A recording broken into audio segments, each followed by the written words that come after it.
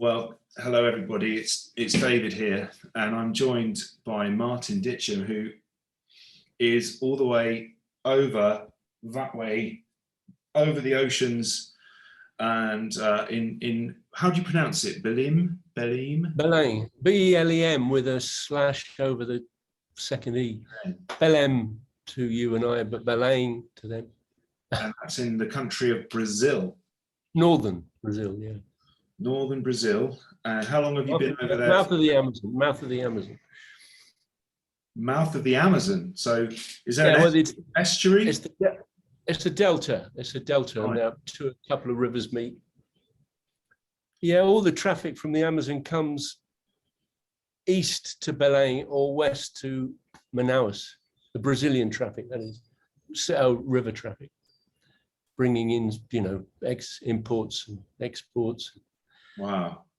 So quite a busy place. Ish. Yeah, it's lots of Amazonian kind of, beans and seed pods and probably a lot of illegal substances along with it. So it's colourful. It's very colourful. Very colourful. Fantastic. How long have you been over there now? Since October last year. Hot and humid. If you can stand 30 degrees every single day and savage humidity, it will suit you fine. I'm actually wearing a shirt, which is rare because it's too hot to wear a shirt, but I'm trying to be British. Yeah. It's your top hat. Yeah, exactly. Well, keep experience. I think we started working together on the Held by Trees music just after you got there. Yours was the first album I did here. You were the guinea pig, and it worked well. I think it turned out well. We found a struck lucky because Assis Figueiredo, the engineer, is very, very good, and his studio is allegedly the best in the area and best in the north. And I went to see it, and it was beautiful, beautiful, relaxed attitude he has, and the studio's got everything you need, good microphones and the room sounds fantastic. Yeah, it's not huge, but perfect as a drum room. Perfect. Yeah, so you're the sole drummer / percussionist on the Held by Trees pieces of music that we've got going on, and I'm not sure when anyone's watching this whether it's already come out, but there's been a few songs out at the time of recording this interview, and more to come. So it's been a great pleasure to get to know you over the last nearly a year, I think, since I first did the demos, sent them to Phil Brown, who I think introduced us on Facebook. Old Phil, so very grateful to him. The great Phil Brown. Yeah, the very great Phil Brown. I read his book last year, which mentions you quite a few times, actually. Yeah, well, mainly the Talk and Mark Hollis stuff, obviously. Yeah. I don't think I'd met Phil before. I probably met him before that, but cool. And that brings us neatly on to what we're going to chat about a little bit now, isn't it? Which is the Talk records and Mark's solo album, of which you played on as well. So how did your involvement with those guys start? Well, I got a call. I presume it was Tim Friesgreen to do some work on the Colour of Spring album. It was nearly finished.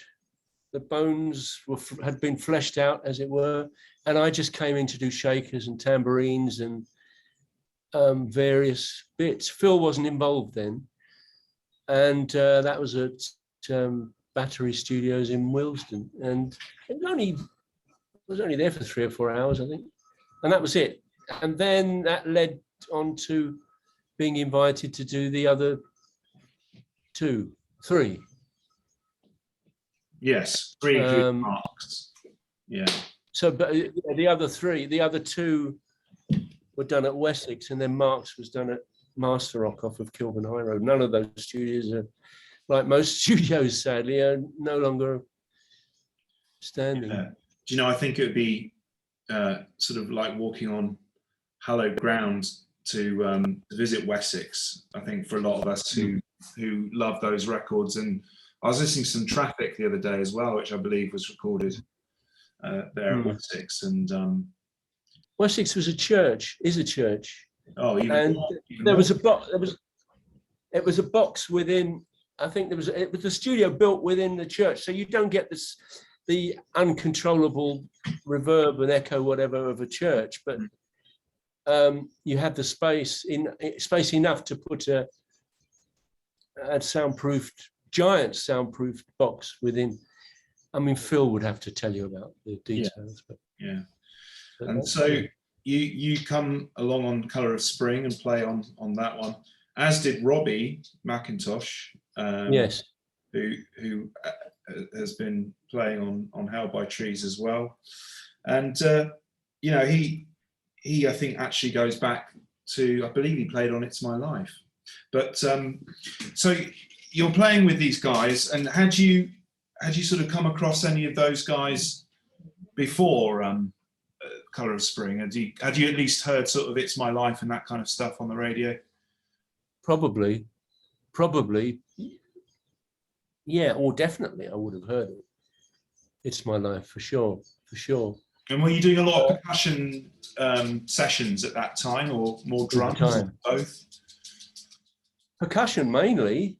Mainly, it was the 80s, 90s, and I mean, it was just, you know, wildly busy, and the Lindrum had just come in to fashion, and there was a lot of call for percussion to give the organic balance to the electronic Lindrum. So I ended up doing a lot of things.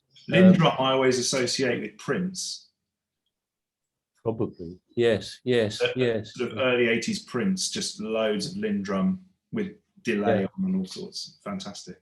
So do you actually have a favourite piece that you worked on with Talk Talk? Not really. I love that you worked on. It doesn't have to be one that you played on, actually. But I love the Mark Hollis solo album. I adore it. I mean, it's still played a lot to this day. There's a track called Daily Planet, and there's some wonderful harmonica playing by Mark Felton. Wonderful arrangement, and I adore it. I mean, I don't think I did anything particularly spectacular, but it's just a beautiful listening experience. The whole album I think it's a masterpiece. And to be honest, I was struck that that was more of a masterpiece to me than Spirit of Eden that everybody talks about now. I love Spirit of Eden now, but when I first heard it, when it was done, it was such a dark experience that maybe I wasn't in the mood at that moment. But Mark's solo album is just out of this world. I mean, in your experience of having worked on Spirit of Eden, which for those of us who have read like Phil's book and things, and there's these descriptions of a very dark studio. So when you think back to, well, when you hear it, do you think back to a literally a dark space in which you were working? It was a darkish space. Yes. It was. I just remember, you walking in there, and there was a forest of mics. You know, Phil's got such a knowledge of acoustics that there'd be a close mic, a 6 foot away mic, another mic, whatever, several feet away, mics in the corners, mics everywhere. And as a result, you never saw any effects units in the control room because everything was done organically, for want of a better word, as a result of Phil's knowledge and Phil's ears, and yes, the space was dark. When I did my things on my own, overdubs, it was just a normal, straight, dark space. But when I did some click stuff with the band, they had some cheap disco lights in front of Lee's drums. I think it was yellow, blue, and red. And they'd go off and on when he hit the drums, which was quite novel. They did have a strobe in a semi-transparent bucket, which was very off-putting. But the joy was the control room where all the lights were off except for one of these 60s oil-filled lamps that was going round and projecting in between the two speakers. Like an early Pink Floyd show. completely. And that was unique, and I've never seen that since, because obviously, as you know, studios are pretty cold places, atmosphere wise. There's it's a workplace where people have to see what they're doing, and so yes, it was unusual, very unusual. And then you worked on Laughingstock as well, and was that any different, or was it very, very similar? Same vibe, I think, lighting wise. Not sure about the disco lights and the bucket, the strobe under the bucket, but there was still the oil-filled lighting. I think there were less people involved, weren't there, in Laughingstock? I don't remember seeing much of Lee, although I don't know whether it was Laughingstock or Spirit of Eden when I was actually doing clicks. I was doing shakers instead of clicks, so I'd be sitting in it. They shut me in a mic cupboard or whatever it was, and I'd be shaking away, and like Lee would play along. I don't know whether that happened on Laughingstock or not, but I didn't see much of Paul. I think Paul had left. I don't think he took part. Probably. He didn't take part in Laughingstock, and Danny Thompson, wasn't it? Danny Thompson a little bit, but Simon Edwards mainly. Yeah, old friend of mine. Yeah, I've known Simon for years. Who is also on the Help by Trees. That's right. Yeah, that's right. Yes, so it was an unusual experience, that's for sure, and a relaxed and free experience. They gave me complete free rein. They just said, right. They didn't even let me listen to the music. They said, right, we're going to play you the track and you play along. So they play me the track and I do what comes to mind. And they say, okay, fine. We're going to play you it again. Do another take. So I do another take. And I think I did 3 takes on each piece. They said, okay, bye. Lovely. We'll see you soon. And so they cherry picked what they liked. Yeah. And did it that way. But very relaxed. I mean, and there must have been tents after being sitting there over there for a year doing Spirit of Eden. There must have been tension at some point, but I didn't feel it because it was only Mark, Tim Freeze-Green, and Phil. Yeah. And so, as kind of a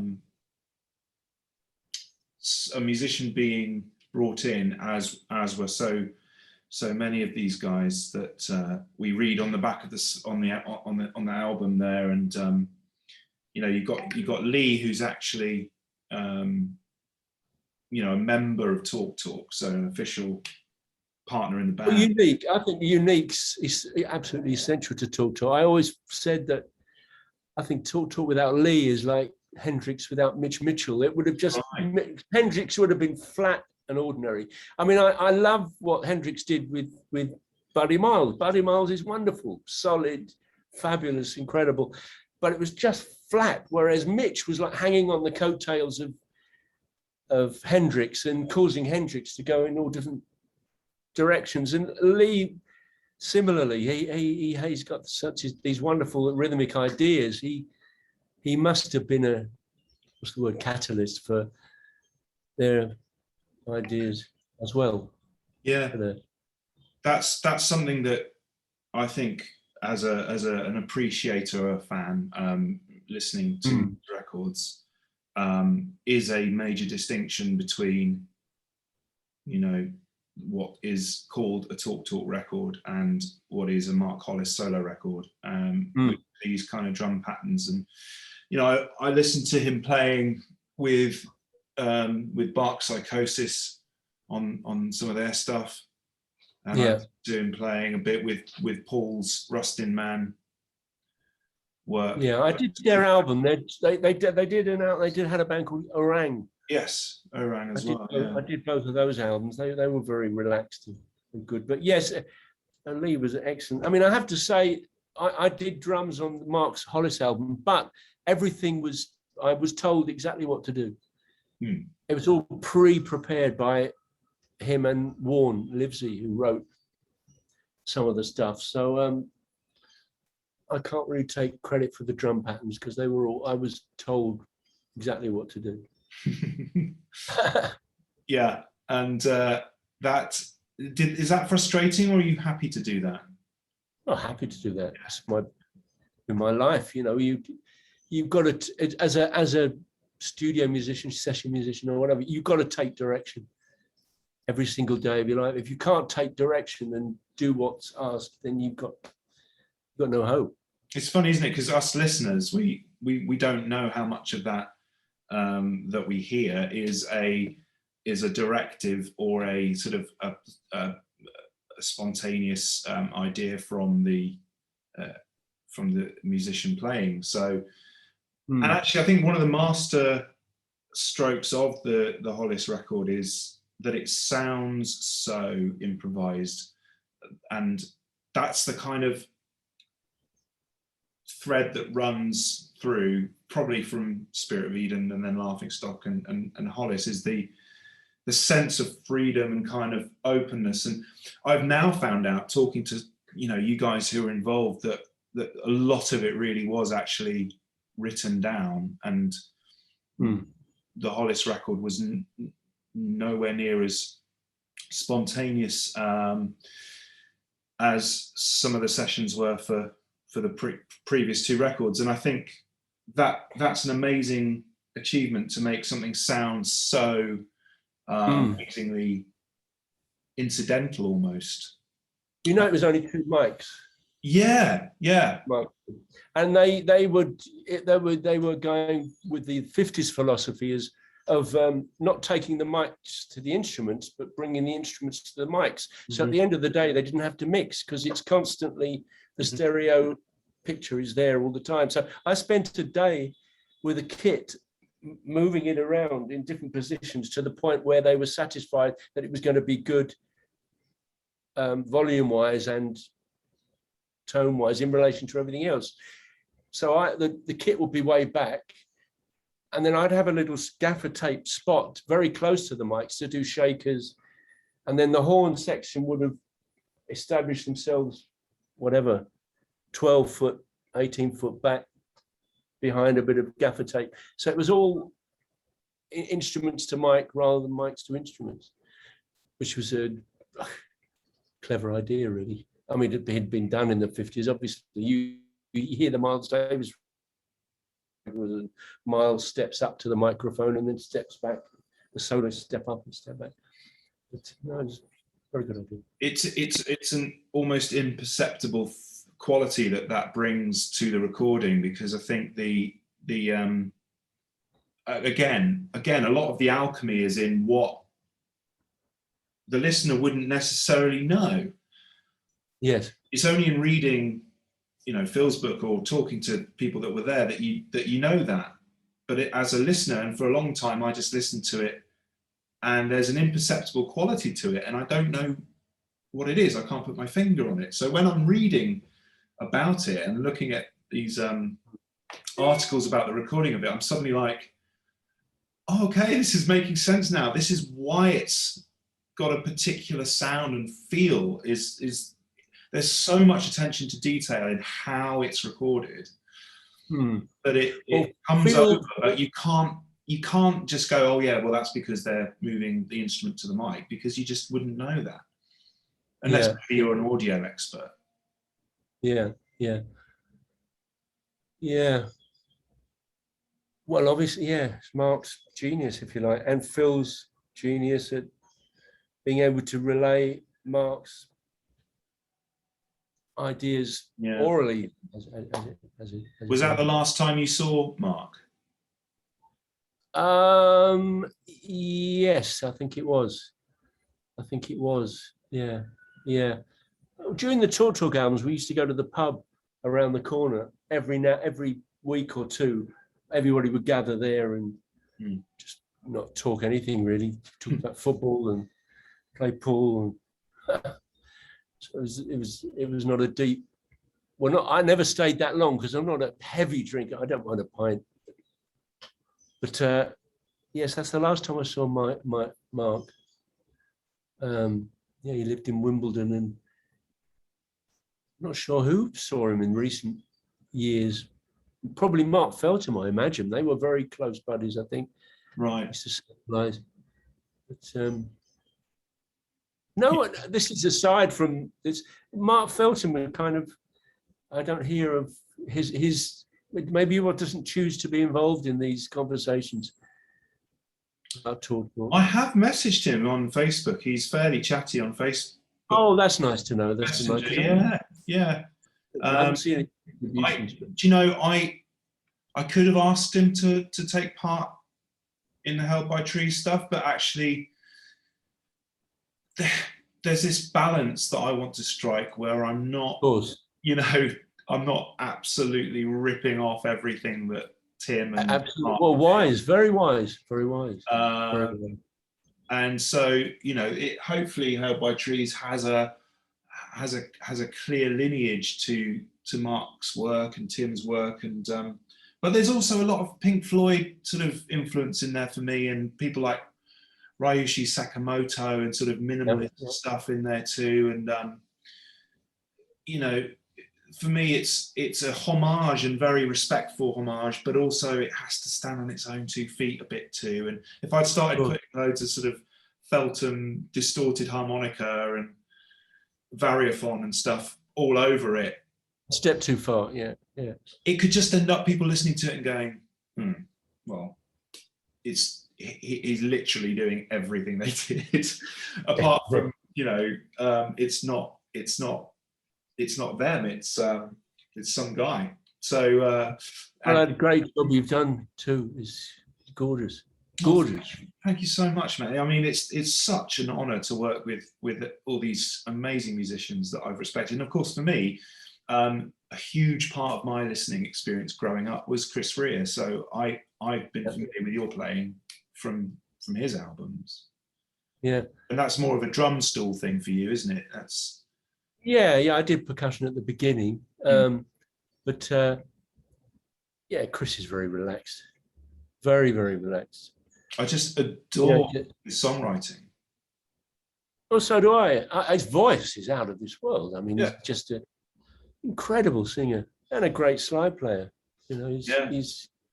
I think he's underrated. I think he's underrated in the pantheon of British singer-songwriters. Yes, he's a very, very good songwriter. Writes great. He's had a lot of hits, as you know, and that's why the critics probably turn against him. Right? They turned it against Nick Haywood. They don't want people who make hit records. They want the dark, deep, and interesting stuff to give 5 stars to. You know, maybe I'm. As a cruel generalization of critics, but you know what I'm saying. You know what I mean. The thing is with anyone that represents perhaps the kind of the radio-friendly rock of the 80s. So people probably lump Dire Straits in there and sort of their latter stuff particularly, and potentially people like Chris de Burgh and singer-songwriters who are actually excellent at their craft, wrote fabulous songs, wrote great albums, the production of which I think sounds amazing today. But because it was kind of so of its time, and it kind of, I guess, with the arrival of the 90s and grunge and then Britpop and then all these boy bands and drum and bass and all this kind of stuff, it kind of ended up getting locked in this kind of late 70s, 80s time period, and then maybe looked on perhaps unfairly a bit, you know. And I look at people like Nik Kershaw, who I know you worked with, and he's doing mainly sort of 80s concert, you know, when they say that package tours, 80s, package, he's selling himself short, if that's the right. I agree with you. I think he's a very great songwriter, great songwriter. My God. People hear the one and only, you know, Chesney Hawkes. I can't believe I'm talking about Chesney Hawkes and Talk in conversation. But they're all performing and writing from the heart, which is what it's all about. And if it's to be interpreted as commercial, then it's up to the critics. It comes from the critics' mouth, not their mouths. They're doing it from the heart, like Mike Hollis did it from the heart. And you know, but you know what, with a track like The One and Only, or Wouldn't It Be Good, or The Riddle, if you sit down and try and work out what he's actually doing chord-wise, it's mind-bending. It's way above your average, like 3/4 chord wonder. There's some really flipping clever stuff in there that modulates between keys and all sorts of clever songwriting. So for me, Nik Kershaw, and as a guitarist, Nik Kershaw is excellent, and excellent in both. Exactly. Oh, he's superb. Yeah. So I kind of feel like there's a lot of, in the years to come, I believe people will get more and more appreciative of what we have and what we had with artists such as those. And there will come a day, sadly, when they won't be making music anymore, and then we'll really be bereft, because I don't see many coming through to take their place. I mean, Sam Fender, I don't know if you've heard Sam Fender. I know the name, yeah. He's a young lad from up northeast, and he's making fantastic music, absolutely wonderful, sort of Springsteen-esque, widescreen guitar music. Great songwriter, great guitarist, and he gives me hope, you know. Well, I love the 1975. I think they're wonderful. I adore them. I love Glass Animals, a newer band who I think are wonderful. There's a lot of great stuff, you know. The old people in my generation say, "Oh, it wasn't like it was years ago." There are some great bands. There are some very great bands. The 1975, I think they're exceptional. Exceptional. Yeah, they are. For me, they're a once in a 10-year cycle sort of band. Completely.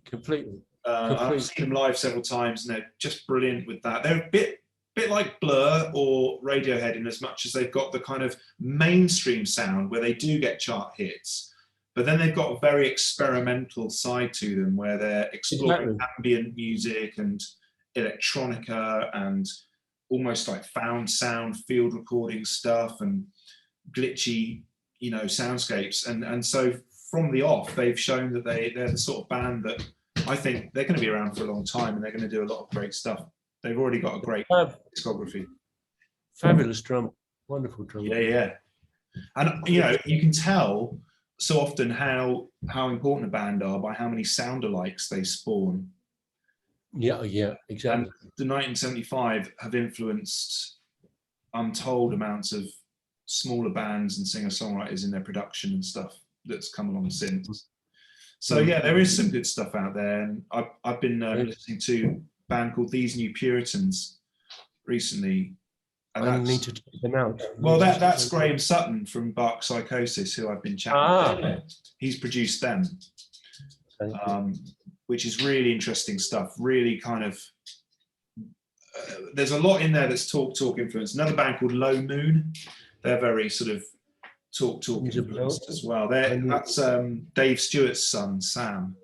Oh my goodness! Yeah, he's on guitar, and LA-based band, but they're just brilliant.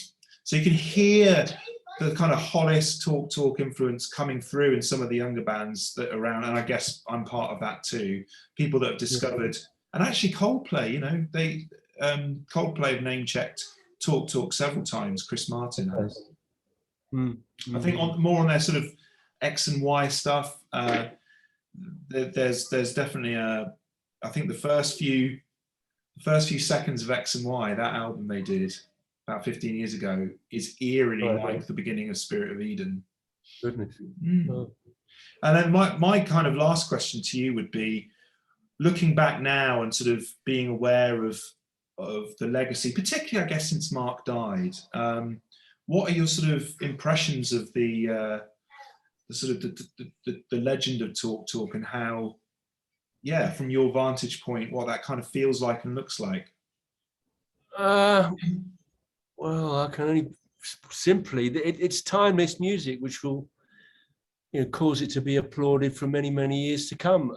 And again, it came from the heart. They weren't looking for commercial gain, and it comes out in the music, doesn't it? It's that's all I can. Yeah, it's timeless. It's timeless music, timeless. Did you get a sense of that at the time? or is that something that has come now, sort of? Well, I thought it was so experimental, so marginal, so exceptional, and I loved it. I particularly loved it. I didn't think it would do anything because it was, well, and the record company, as you know, were absolutely. They took him to court because it wasn't commercial enough. You know all that story. Yeah. Yeah. And so I just thought, oh, well, this is so wonderful, but it's going to be binned because no one's going to appreciate it, like most, like a lot of experimental music. But no, it's stood the test of time. Did Keith, the manager, did you get a sense that he really believed in it at the time? I never saw him actually. Oh, right. Okay. He never hung around. Never hung around. I might have spoken to him once or twice. They did a couple of tours, or they did one tour that they asked me to do that I couldn't. I was probably with Sade. She was so busy at that time, around the world 2 or 3 times we'd go. Wow. I'm free to do it, but. So did you drum or play percussion with Sade? Percussion first album, and then Dave, the drummer, his wife, who's Irish, wanted to go back to Ireland, and he didn't want to continue anymore. He wanted to go back to Ireland with her, and they said, right, play drums, and I got a percussionist in. We had 2 or 3 different percussionists, and then I carried on with drums. But then, sadly, Chris Rea had a tour that I said yes to. Sade suddenly comes along and said, we want you to do a tour. I said, I can't. I've already rubber stamped a tour with Chris Rea. There was nothing rubber stamped. There was nothing, no contract. But I don't think you can, my word is my bond, if you like. You've got to, you can't just jump from pillar to post just because the money's better or whatever. And I said, I'm sorry, I've already said yes to Chris. So that was the end of Sade for me, for not album-wise, because I always did the albums, but touring-wise. Lovers Rock? That was the only one I didn't play on. Right. Lovers I was going to say, because By Your Side is one of my favourite ever songs ever, which is off. Is that on Lovers Rock? Yeah. Lovers Rock. Yeah, no, I didn't do Lovers Rock. That song moves That me. was probably the period I was. They turned the page on me, and right. But I've since I did the latter out. I did Soldier of Love, and everything's fine now. I mean, I think they understand that. They understood that. You can't jump. You keep your word, really. Yeah.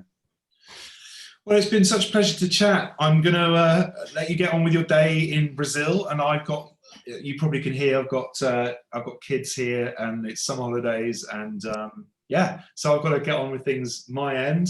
But it's such a great pleasure to chat with you, Martin. And likewise. Look forward to working with you again before too long, I hope. I hope so. Your wonderful playing and your wonderful sound that you're getting down there in Belém. Thanks, Dave. Yeah, great to chat. I'll see you soon. Yeah, likewise. Cheers.